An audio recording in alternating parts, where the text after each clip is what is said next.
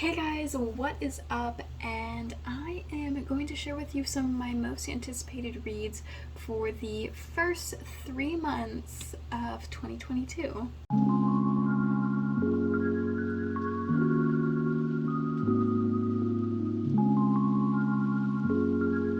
So this is actually the first year that I have made a spreadsheet. I have my computer right in front of me, so if I'm not looking at you guys, that is what I'm looking at. I have not done a spreadsheet for my most anticipated reads, or the books that I am wanting to read in 2022, or I haven't done it for any of the previous years. So this is my first time, and I really am loving it because I have put obviously the title, the author, the publication date, and I've also decided to put a pre-order because I'm at least pre-ordering one book a month to support authors, obviously. So I've also done if I have the arc for it, as well as the genre, and then I also have read and or owned. So let's get into it. Let's talk about some of my most anticipated reads. Yeah, let's go. So the first one that comes out on January 4th is Beautiful Little Fools by Gillian Cantor. This is a book that I learned about quite recently. I did not know my mouse was on. So this is a Great Gatsby retelling, and we all know I love a good Great Gatsby retelling.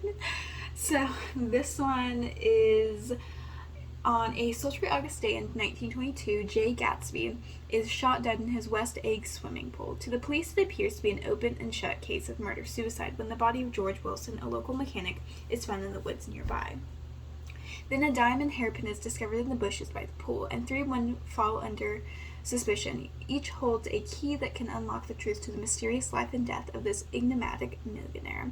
And so basically, it takes Daisy Buchanan, which we love, Jordan Baker, which is Daisy's best friend, and Catherine McCoy.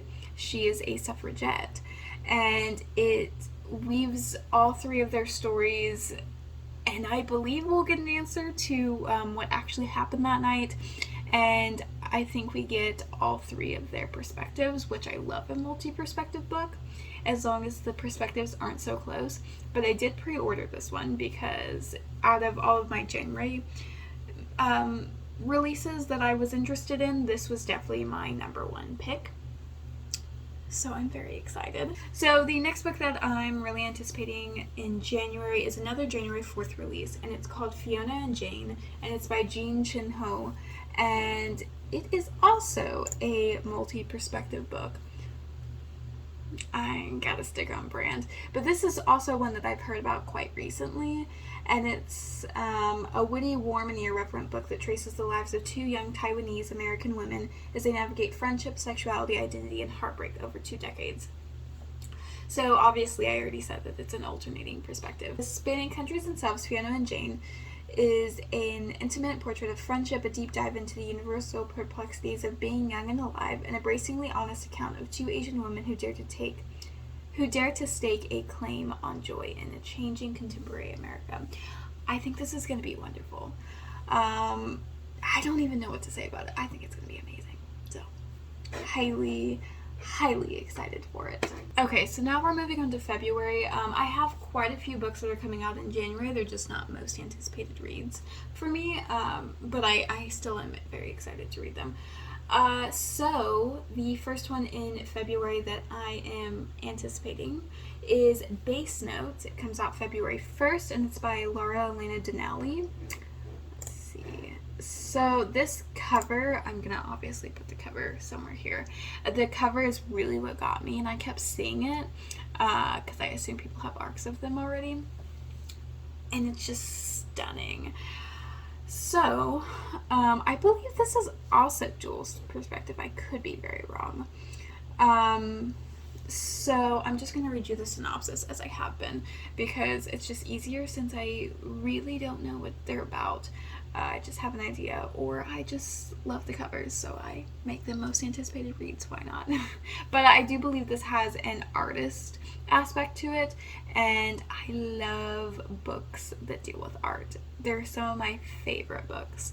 So this one is, in New York City, everybody needs a side hustle. A perfumer, Vic Fowler, has developed a delicate art that has proved to be very lucrative, creating bespoke scents that evoke immersive memories that for Vic's clients are worth killing for.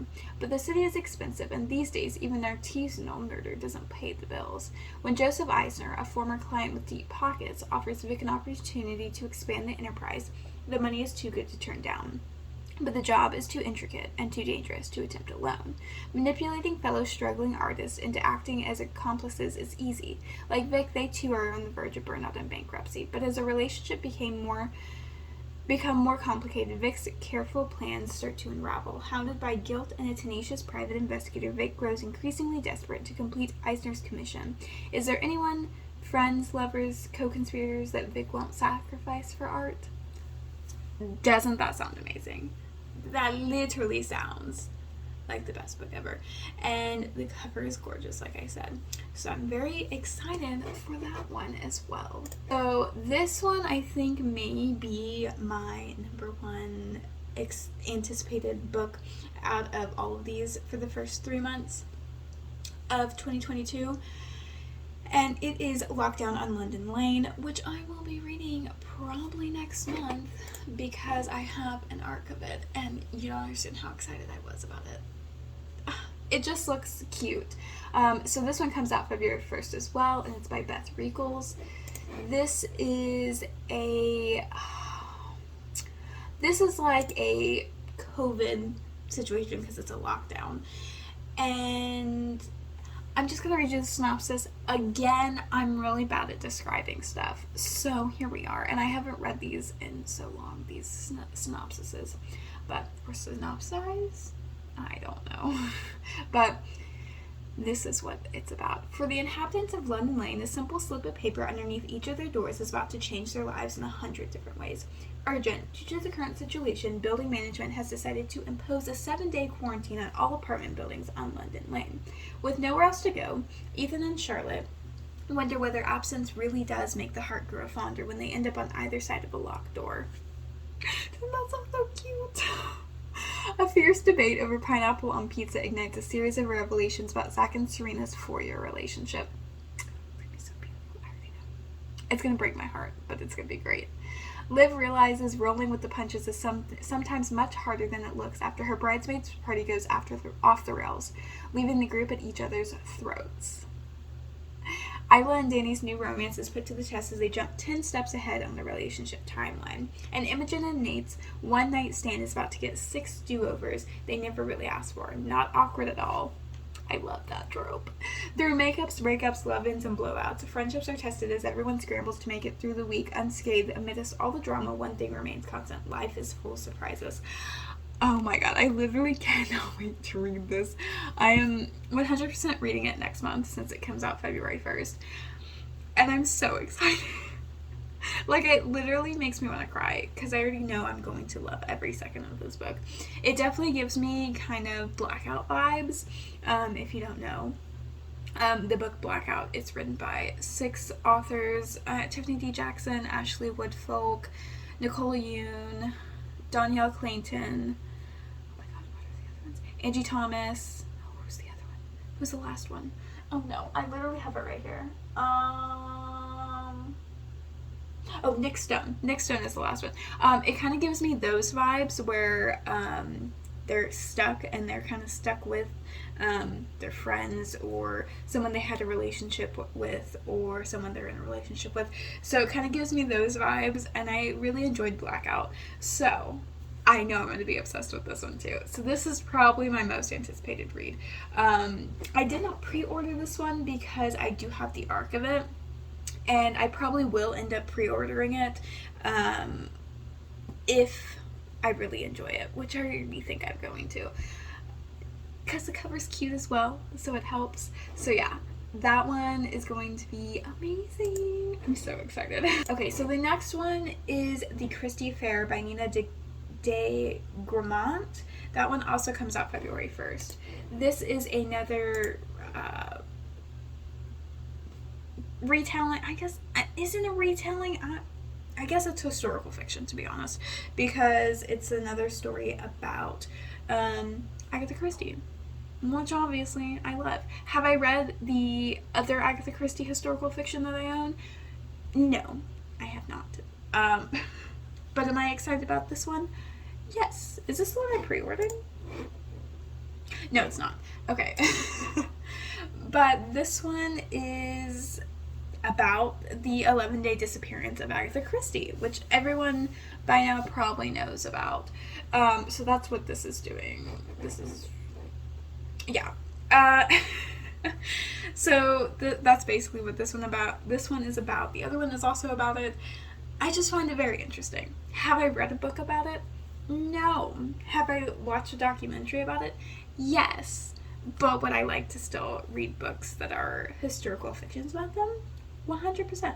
So this one says, so begins the Christy Affair, told from the point of view of Miss Nan O'Dear, a fictional character but based on someone real. In 1925, she infiltrated the wealthy, rarefied world of author Agatha Christie and her husband Archie, a world of London townhomes, country houses, shooting parties, and tennis matches. Nan O'Dear becomes Archie's mistress, luring him away from his devoted wife. In every way, she became a part of their world. First, both Christies, then just Archie. I'm so ready. So ready. The question is why?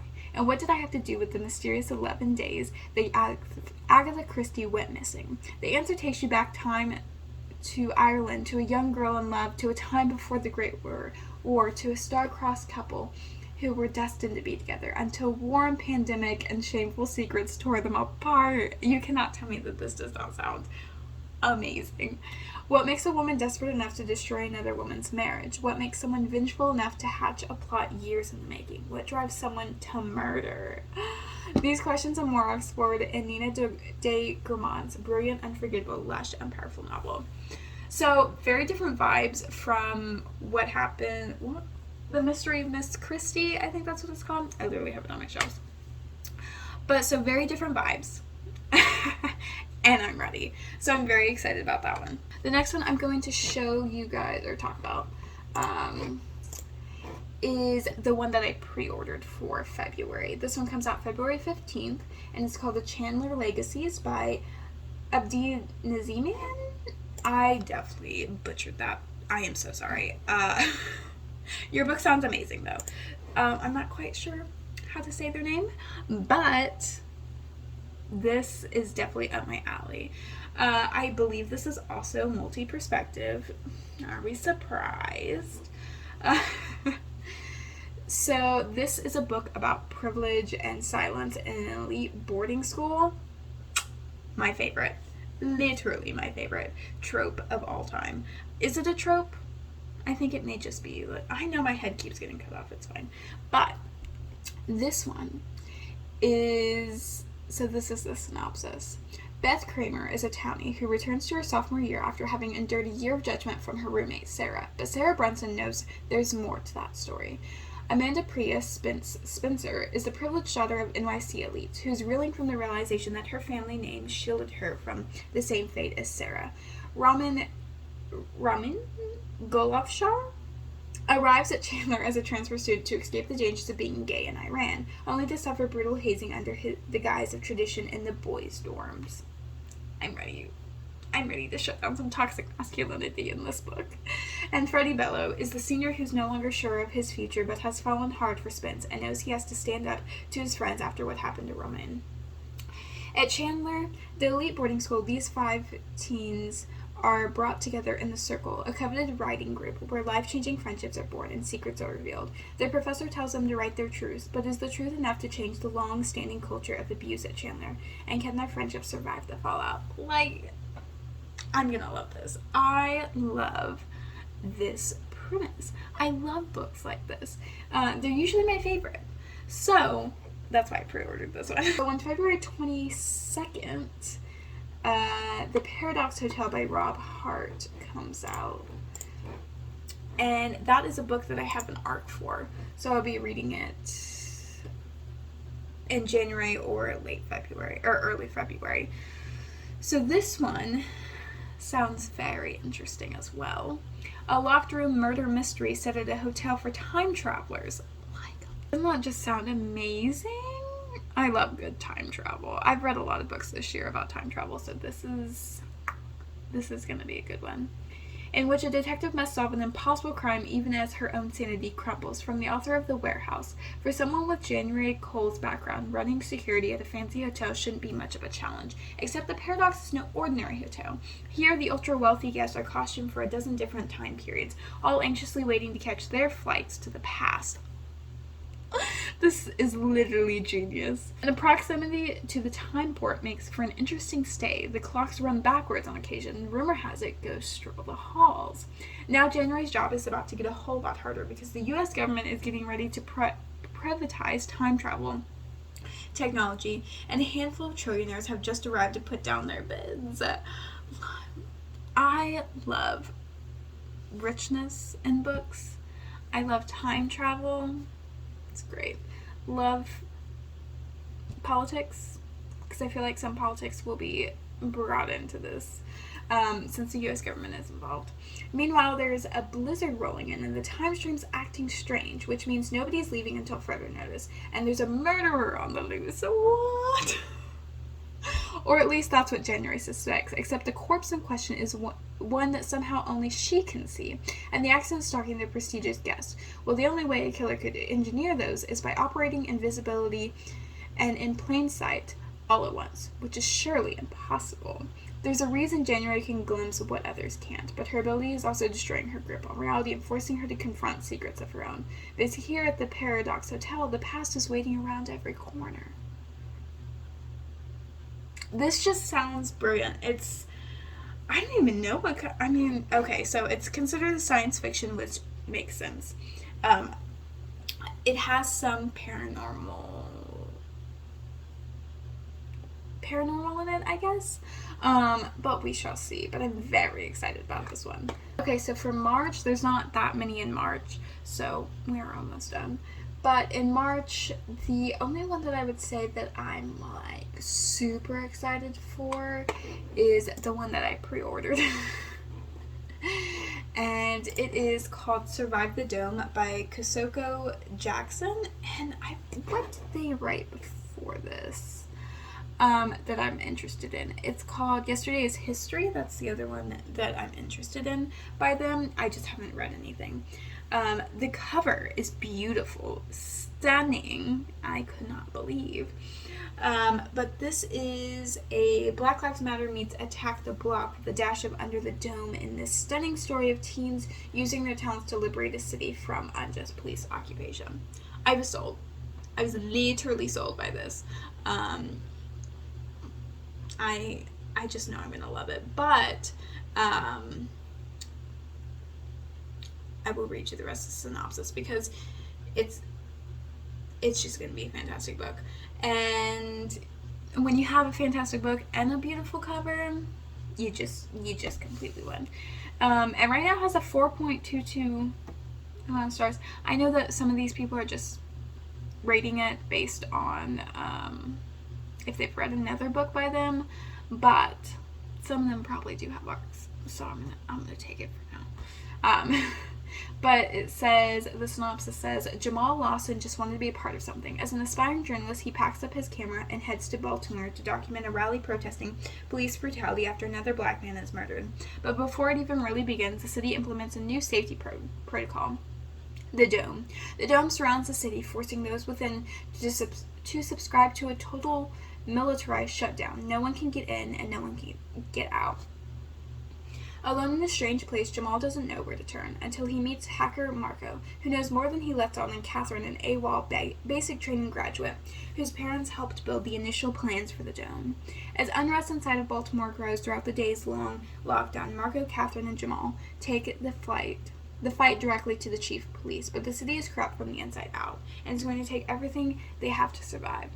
This definitely is up my alley. It gives me kind of like a dystopian vibe, even though this doesn't seem that far out of the realm of how America is going, but it definitely gives me dystopian vibes. So gives me vibes of the escape room simply because it has that revealing the corruption of a system. And in the escape room by Megan Golden, they did that with Wall Street. But this one definitely is dealing with a whole other corruption scheme that is within the police department, and I'm very excited for Kosoko to literally demolish the system and like totally bring out the truth, and I'm very excited. Those are I don't know how many books I went through, but those are a lot of the books that I am anticipating for the next 3 months. I will update you guys again in March about my most anticipated for April, May, and June. So I shall let you guys know, but it's going to be a great year in books. I literally on this list, and this is only going to September. There's only one book in September because a lot of them haven't been like talked about or whatever. I literally have 57 books on here. Will I get to all these? Most likely not. But it does give me a good layout for what books I'm trying to get to. Comment down below what books you're most anticipating for the first 3 months of the year. And let me know what other kinds of 2022 content you would like to see from me. I'm very open. I have a little list of things that I want to do, but for the most part, I'm kind of just flying by the seat of my pants. Like, I literally was laying in bed and was like, let me film this most anticipated reads video. Why not? Thank you so much for watching, and I hope to see you in the next one. Bye.